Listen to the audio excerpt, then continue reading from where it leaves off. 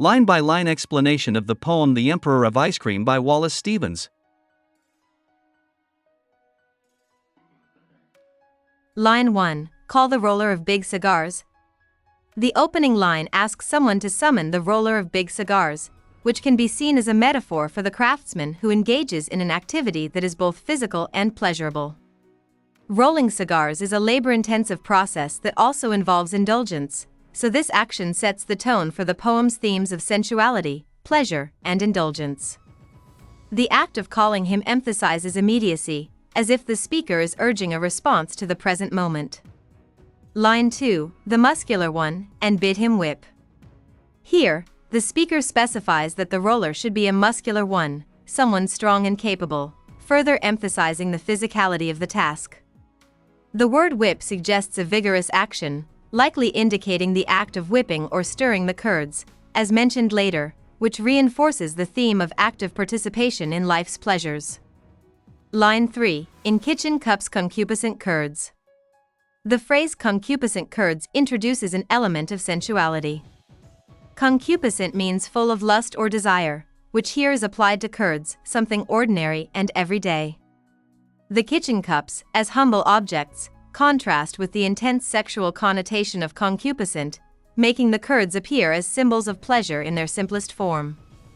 The line suggests that even simple, mundane things can be made pleasurable when approached with desire or passion. Line 4, let the wenches dawdle in such dress. This line invokes a sense of idleness and carefreeness, as the wenches, young women, are encouraged to dawdle or move slowly without concern. The simplicity of their attire is highlighted, suggesting that they are not preoccupied with appearances but rather enjoying the moment in their usual dress. This reinforces the theme of finding beauty in life's simplicity and imperfections.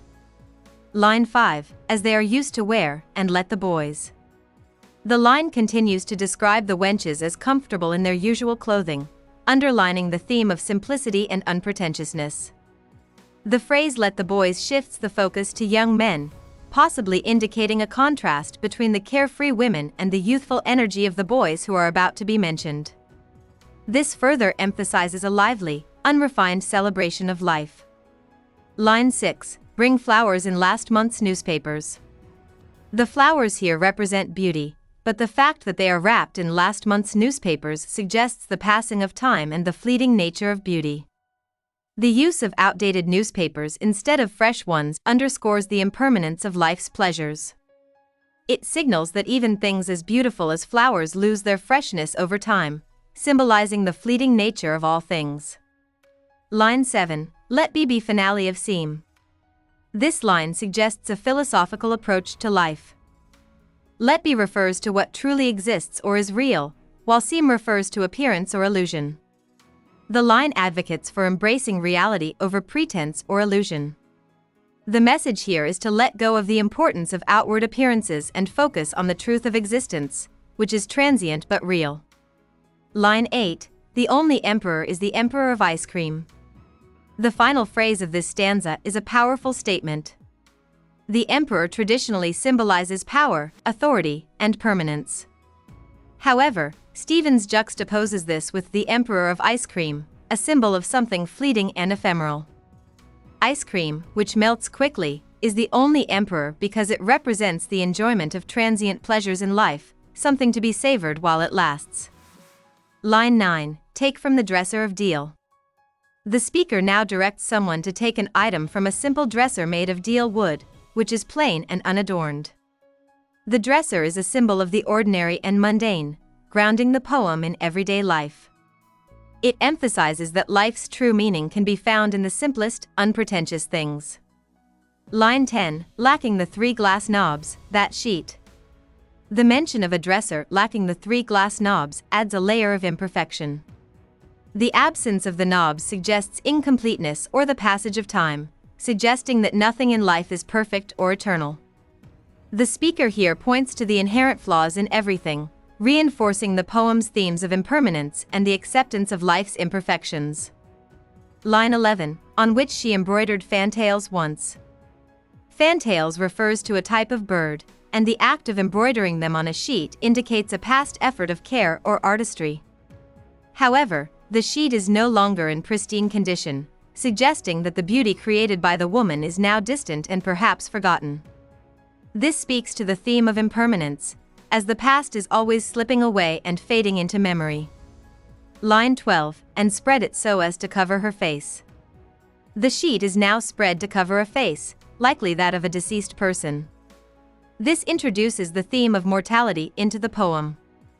The use of a sheet to cover a face suggests the finality of death and the inevitable decay that comes with time, reinforcing the idea that all life, no matter how beautiful or pleasurable, ultimately ends.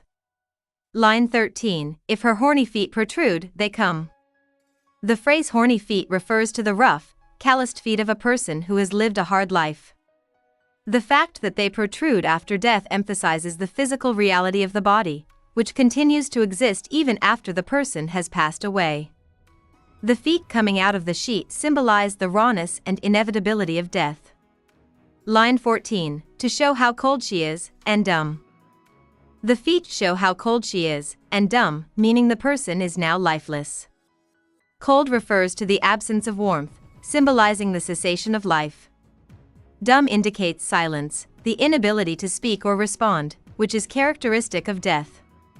This line starkly contrasts the earlier imagery of sensual pleasure with the cold, inevitable reality of death. Line 15, let the lamp affix its beam.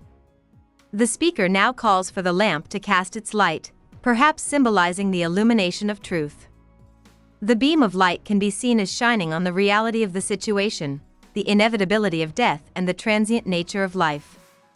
The lamp's beam offers clarity, bringing the stark truth to the forefront.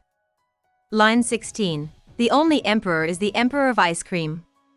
The final repetition of the line, the only emperor is the emperor of ice cream, reinforces the central theme of the poem. The emperor of ice cream, a symbol of transient pleasure, is the ultimate ruler in the face of life's impermanence. This line underscores the idea that the only thing we can truly rule over is the fleeting, enjoyable moments of life, and we should savor them while we can. Hope we summarized it fully and you liked it.